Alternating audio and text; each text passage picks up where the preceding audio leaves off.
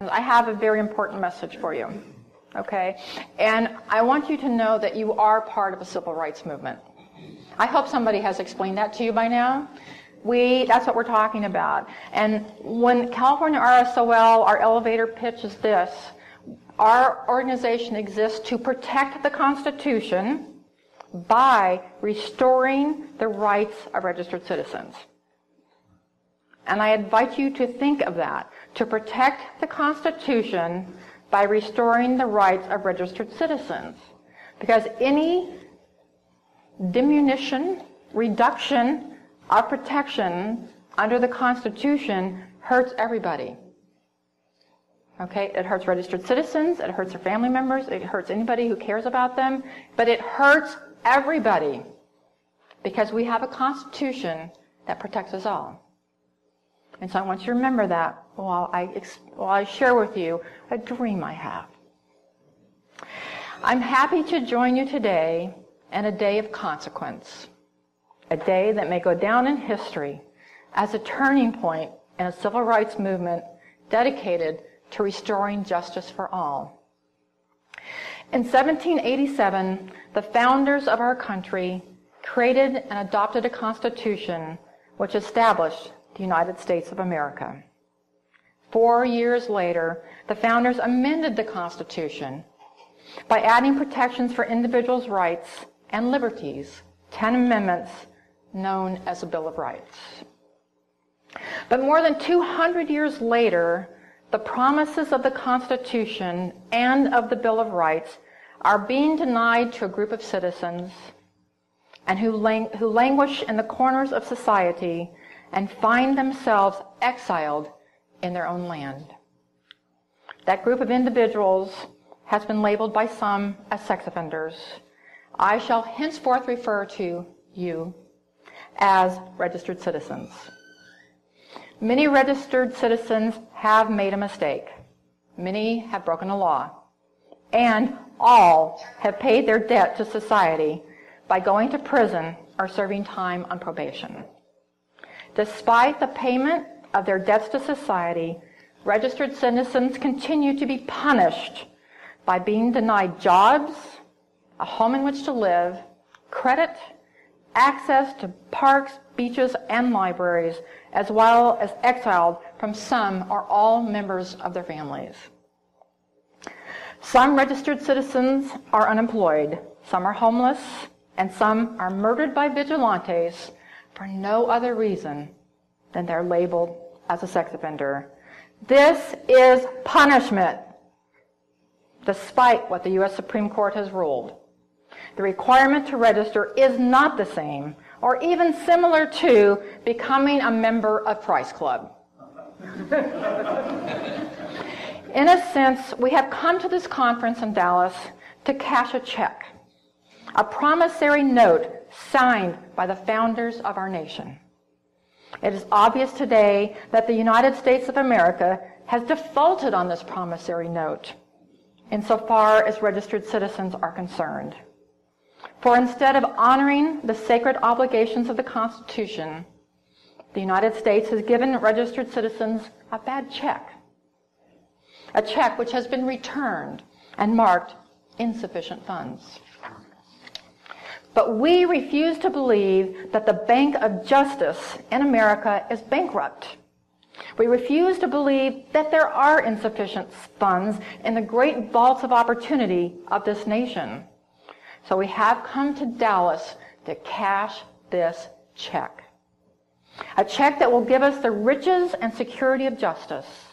We have also come to remind the United States of the need to act now. For it would be unconscionable for this nation to overlook the urgency of the moment when civil rights are denied and citizens such as Charles Parker and his wife Gretchen were murdered by vigilantes in South Carolina. This sweltering summer of the registered citizens' legitimate discontent will not pass until there is an invigorating autumn of freedom for registered citizens. 2015 is not the end, but a beginning. Today, there are more than 800,000 American citizens who are being denied their constitutional rights every day. 24 hours a day, 7 days a week, 365 days a year. This must stop. Now is the time to lift our nation from the quicksands of injustice to the solid rock of justice. Now is the time to make justice a reality for all citizens. But we cannot move forward alone. We must include our loved ones, our parents, our children, our nieces, nephews, aunts, uncles, neighbors, and friends who will serve as an objective witness to the plight of registered citizens. I am mindful that some of you come from faraway states, Maryland, Massachusetts, California. I'm also mindful that some of you have been recently released from prison, and some of you are currently on probation or parole. Go back to Maryland, go back to Massachusetts, go back to California, go back to the place where some homeless registered citizens live, knowing that somehow this situation can and will be changed.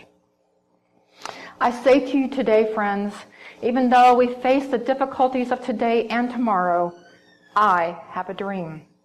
It is a dream deeply rooted in the American dream. I have a dream that one day this nation will rise up and live out for all citizens the true meaning of its creed. We hold these truths to be self-evident, that all people are created equal. I have a dream that one day in the parks of Texas, registered citizens can enjoy a picnic with their family. I have a dream that one day in the libraries of New Mexico, registered citizens can read a book. I have a dream. I have a dream that one day in the state of California, registered citizens will be allowed to enter emergency shelters when an earthquake arrives. I have a dream that one day in the state of Massachusetts, registered citizens will be able to live with all the members of their families. I have a dream. I have a dream that one day in the state of Ohio, registered citizens can celebrate Halloween in their own homes without fear of arrest. I have a dream. I have a dream that one day in the state of Texas, registered citizens can live in any city or county they wish to live in. I have a dream that one day in America, registered citizens will no longer be required to wear GPS monitors. I have a dream that one day in America, armed police officers will no longer show up on the doorsteps of registered citizens. I have a dream. I have a dream that one day the names, photos, and home addresses of registered citizens will no longer be published on the internet.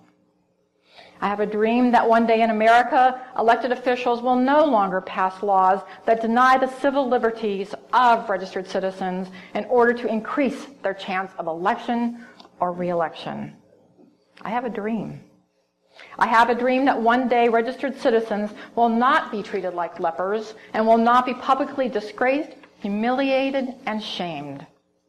I have a dream that one day in America, registered citizens will not be hunted down and murdered by vigilantes. I have a dream.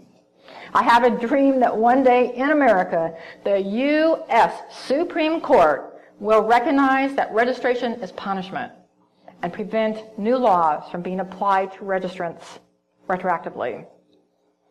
I have a dream that one day in America, registered citizens will live in a nation where they will not be judged by a mistake they made often decades ago, but by the content of their current character and actions. This is our hope. This is the faith with which we will continue our work to restore justice for registered citizens. With this faith, we will be able to hew out of the mountain of despair a stone of hope. That will be the day when we will all be able to sing with new meaning, "My country, 'tis of thee, sweet land of liberty."